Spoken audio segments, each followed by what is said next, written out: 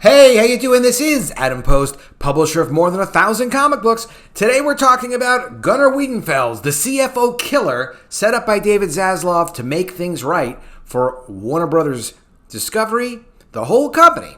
He's in charge. He's the chief financial officer. He's going to be making and taking care of a lot of financial decisions. When Batgirl gets canceled, it's because Gunnar says, yeah, the boss said we got to clean this thing up. We're cleaning this thing up.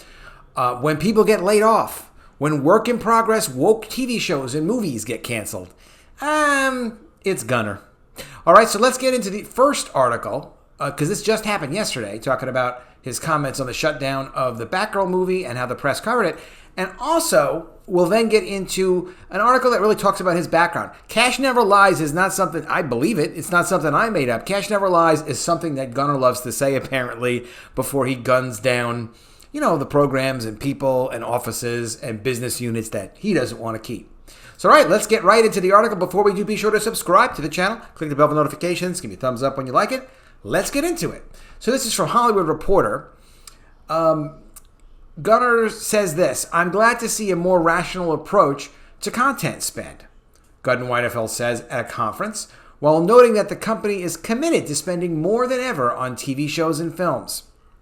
Of course, he's talking about the spending from the combined companies, Warner Brothers and Discovery Plus. Warner Brothers Discovery's surprise shelving of Batgirl was blown out of proportion a little bit, according to company CFO Gunnar Wiedenfels. The executive, speaking at a Bank of America conference Thursday, said that while the company has made tough choices with regard to its content and investment strategy, the focus on what was supposed to be an HBO Max original film was pushed too far by media coverage. In other words, you don't want Gunnar gunning you down, so watch it.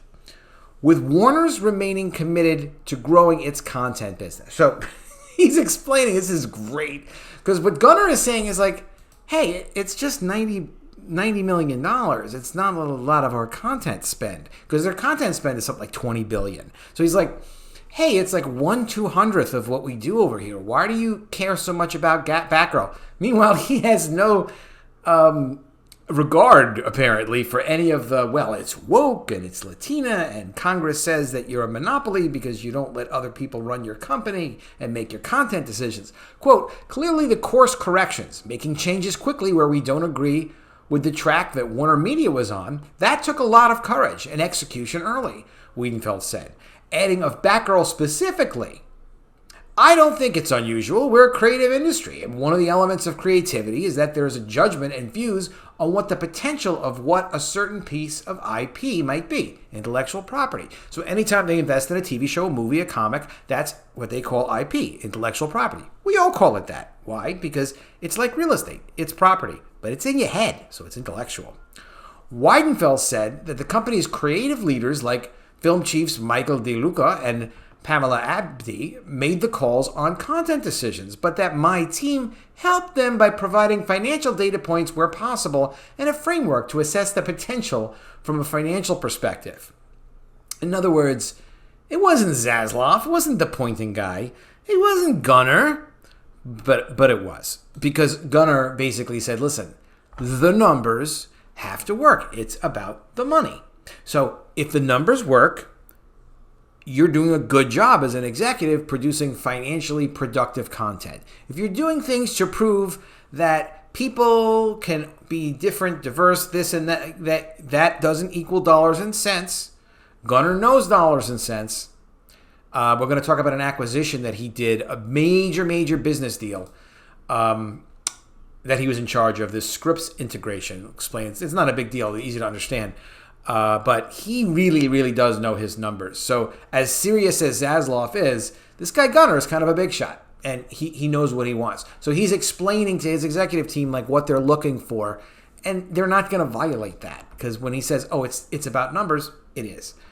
He noted that while a lot of headlines are focusing on content as a source of cost savings, the company expects most of its synergies to be outside of content. Warner Bros. Discovery took an $825 million write-down. So we did a video about that a couple weeks ago. It's like there was more than that. They didn't even account for Batgirl. Something like $1 billion in woke stuff that they just cut out. Scooby-Doo they cut out. Going forward, Wiedenfels says the company is spending more money than it ever has when considering the combined spend of the two companies. Well, why would you not consider that? Though he added, I'm glad to see a more rational approach to content spend. And one of the ways they are saving money is by not producing as much content or not keeping content that, while it might be nice to have, or like, hey, let's build animation. Like, no, we're not going to, hey, let's build animation if it's not a major strategic directive at the company. So that's why they've, unfortunately, because I always feel for talent. I feel for creative people who are just trying to do cool stuff. But they are losing jobs like crazy because it's not a strategic direction for the company, for HBO Max, and it's not something that they can keep subscribers with. The dollars and cents don't add up. They can't be focusing on it.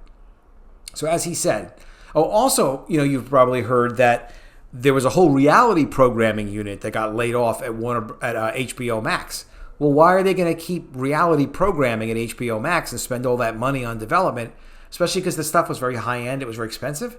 But why are they going to do that if they already have all this reality stuff from Discovery Plus? So they're not going to. So they're saving money hand over fist. Quote, we've made some course corrections, but we're in the business to create content and tell fascinating stories, and we will find that. We will fund that. You got to spend money, and then you'll find it, he added. Wiedenfels also said that Warner Brothers Discovery CEO David Zaslav is still engaged in forging an overarching strategy, but that things are beginning to click. See that? Click. That's good. The first priority has been to get the team in place, and I think David has now established an almost complete, strong management team. Now, when they do this is to hold people accountable. You need competent people, but you need to have the team in place so that we can have the conversation, say, this is what we're trying to do. Everybody agrees. You know what your responsibility is. You know who your boss is. Okay? Go out there and get it done. And some people will do it and exceed the expectations, and some people will fail. And the people who fail are going to have to explain themselves. And if it doesn't seem like they can pull themselves out of the mess they're in, they ain't going to stay on the team. He also added that it took a lot of courage to make decisions and quickly get the company on the track that we want to see it on. It's true, because obviously they're getting a lot of pushback. But there are also opportunities to be mined from the company's trove of intellectual properties. Of course. I think there are a couple of clear priorities. DC stands out. Good, pay attention to DC. Wiedenfels said, alluding to the search for someone to lead the comic book brand's empire. As you know, David is still looking for someone to lead that specifically. Wizarding world of Harry Potter has a huge profit potential if we can get it right. There's a lot in flight, but clearly if you look at it from a risk and reward perspective, leveraging some of these existing brands improves your return profile, which is a fancy way of saying, because he's at a banker conference. Basically, of course, what he's saying is when you have Batman, when you have Harry Potter, and you have a bunch of other cool brands, to spend $100-200 million on producing something, it's not a big deal if you know you have a built-in audience and you're going to get licensing revenue and it maintains the brand. It's very good. So they're in a great position if they can get it together. And further looking out, Wiedenfels showed signs of optimism and caution. Interesting. On one hand, he said, I think the opportunity is enormous. I view this as a Boeing 747 flying on one engine, noting all the potential options on the table. On one engine? But on the other hand, he said that financial data and his team accessed after the merger did not align with some of what they had access to pre-merger, forcing an adjustment.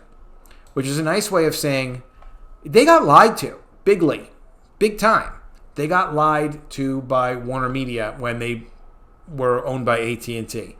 And the financial data, like the actual numbers that they got, once they were in control of everything, did not match the numbers they were given. I mean, you'd think they would sue somebody over that. But no, I mean, some of it is just like it is what it is. He also knows there's an uncertainty in the macroeconomic environment, no question about it. Meaning, of course, that the world economy is in a little bit of trouble right now. Tell me what you think of all that in the comments below. Now, a little more background on our friend Gunnar Wiedenfels. He says, cash never lies. Also from the Hollywood Reporter. This is a little older article. And when this first came out, I was going to do it. Then I was like, it's a little too in the weeds. But like, no, this guy's such a major impact on what Zaslav is doing for all of Warner Media and DC and like kind of all the woke crushing stuff they're doing. Like, no, you got to cover this. So as cash never lies, he says, meet the Discovery CFO targeting $3 billion in savings in the Warner merger. And again, it's not just going to be like, oh, we cancel $1 billion in content and that's our savings. It's like, no. That's not even where they think the numbers are coming from. They're just canceling stuff that just makes no sense for them. But they will have still much more massive layoffs. As AT&T plans to spin off its film and TV assets, before it got done, Gunnar Wiedenfels, who also worked on the Scripps integration, will look to make the numbers work. Quote, you can't just come in with your spreadsheet and say, this is what we want to do. All right, actually, this is from 2021.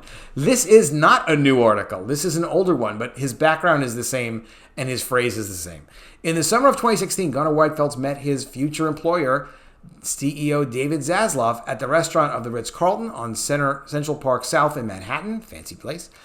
After 7 years plus at German TV giant ProSiebenSat.1, that's a cool name, where he ended up leading the finance division. He landed his CFO role at Discovery, moving from Munich to New York to start his new job in April 2017. Last fall, Discovery extended Wiedenfels' contract through at least April 2024. So he will be around for a while, definitely around enough to fix Warner Media. Within months, the new finance chief proved his deal-making mettle, working with Zaslav and other Discovery executives within months of joining the company to seal the $14.6 billion acquisition deal of Scripps Networks Interactive.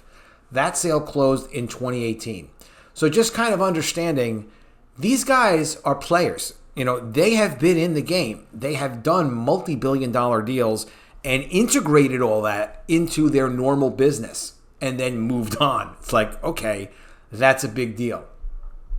After that sale closed in 2018, Wiedenfels' team ended up reaching what the company says were more than $1 billion in cost savings, exceeding their initial $350 million target via job cuts, real estate consolidation. So real estate consolidation is like, we don't need all these extra buildings because we merged with another company, bought out another company. We have too many buildings. We're going to fire some people and we're going to get rid of these damn buildings. More efficient marketing, spending, and more. That's the other thing these guys are brilliant at. Zaslav's team is, they figure out, well, this is working over here. Oh, cool. Now we can take that example and use it over here. We could use this and we could use it over there. It's like they are machines. A year or so later, now he's 44. The 44-year-old executive is widely expected to be the financial brain who can make the numbers and broader changes work on another mega merger, the combination of AT&T's Warner Media, including HBO, Warner Brothers, and the Turner Networks and Discovery, to create a broader content giant with an implied equity value of $100 billion. Wiedenfels says, I love challenging the status quo, noting that media companies must constantly reevaluate the way they do business in the digital age. Most things in the status quo are probably not optimal. He's such a polite guy as to say, you need to prove yourself every day. And if you're not proving yourself and your strategy every day of why what you're doing is current and it works now, Gunnar is going to Wiedenfeld you right out the freaking door. That Wiedenfeld sees his job as more than just ensuring that Discovery's finance operations run smoothly will come in handy given the company's ambition to remake itself from a lifestyle content powerhouse into a broader content giant with its largest deal ever, which the German helped Zaslav as one of his right-hand men pull off. See, right-hand man, running things. Gunnar is not going to be moved. Zaslav is not going to be moved. What you think you're going to get is what you're going to get. There's no persuading these guys. The executives that work under them are being told, you can make whatever decisions you want as long as you can prove that Gunnar would have done exactly the same thing in that same situation. Or, of course, Zaslav. People who have worked or dealt with Wiedenfels describe him as a quick learner with a no-nonsense approach who is ready to put in long hours, characteristics that he will need for the Warner Media integration process. Discovery's targeted $3 billion in cost synergies after 2 years and plans to reinvest savings into streaming content to power HBO Max and Discovery Plus as they compete with Netflix, Disney Plus, and Amazon Prime. He described the synergies target as very achievable and conservative during a June 8th investor conference call and adds, it's very important to keep delivering on promises to build trust. Very true. Several people who've worked with the Wiedenfels tell the Hollywood Reporter that they expect him to land the plane on the Warner Media deal, but the task will certainly not be easy. Discovery has proven in the context of Scripps And Scripps was another cable kind of acquisition. It was almost the same kind of thing that they were doing. So Warner Media is a little bit obviously different than Discovery Plus's cable networks, and even their streaming service is still basically brand new. Discovery's proven that with Scripps they can execute on an acquisition. Morgan Stanley analyst Benjamin Swishburne tells The Hollywood Reporter, Turner is a much bigger company and more complex. You have CNN and a significant amount of sports, so it's a different challenge. With Warner Media focused mainly on scripted, Discovery on unscripted, there's little overlap in the creative content areas, so analysts expect costs and job cuts to come from the corporate side and selling general and administrative expenses. You can't just come in with your spreadsheet and say, this is what we want to do, explains Wiedenfels. Oh, very thoughtful. But you want to at least start with a very rational and data-driven analytical approach, gotta love this guy, to find the best answer and to use that as your North Star.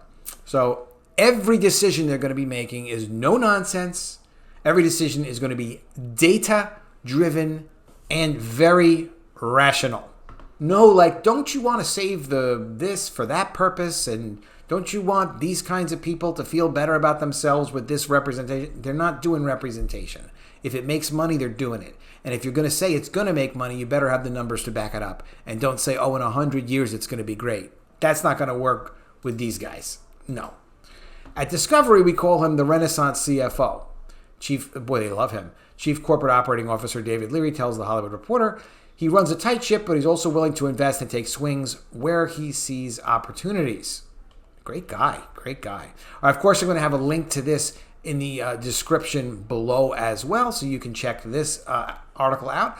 And an important story coming today from Bounding Into Comics, the rumor that Henry Cavill reportedly all in as Superman for several projects, including the long-awaited sequel to Man of Steel. He's coming back, and his eyes are red.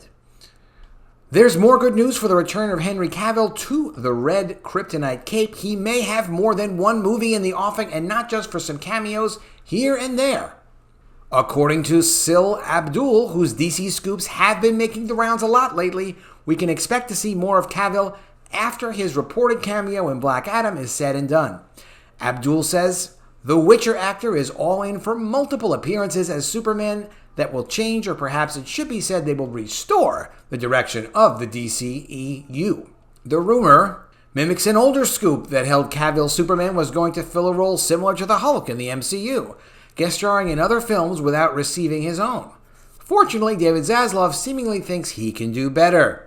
Go, Zaslav, go. He's probably got Gunnar behind him 100%. There were faceless cameos in Peacemaker and Shazam, but those days are over, says Abdul, and Superman will be back for more team-ups and solo films, including a Man of Steel sequel, which Geekosity claims is sure to happen. It was strongly hinted that an announcement was going to be made at San Diego Comic-Con with a special appearance by Cavill, but as we know, that didn't happen. That would have been the talk of the town. Abdul says the reason is Warner Brothers and Zaslav are waiting for the right moment. Oh, they're so strategic. It's a nice horse. Some retooling is going on, particularly where the delayed Aquaman and the Lost Kingdom are concerned. But it's also going to affect The Flash in ways that are unknown beyond speculation related to Batman and possibly Shazam, Fury of the Gods. Abdul previously scooped that Cavill had a costume fitting this past summer, followed by filming for a scene in Black Adam, and the contract may have been worked out in the process. Cavill's scene is thought to be a post-credit cameo that will tease future movies that are part of a reported 10-year plan that DC uses the Snyderverse timeline. That plan, which seemingly factors in Blue Beetle, may either start in earnest with Black Adam or be held off until after The Flash. Let me know what you think of this in the comments below. I think it sounds like a great idea. That guy is Superman right now. Why not do it? Why not do it? You're not going to fool Zaslav and crew. They know what they want. They're going to put it in, and it's going to be good. Definitely want to see what you have to say about that. Also, be sure to subscribe to the channel. Click the bell for notifications. Give me a thumbs up. And I'll see you again soon with another video. And if I don't see you, I will miss you.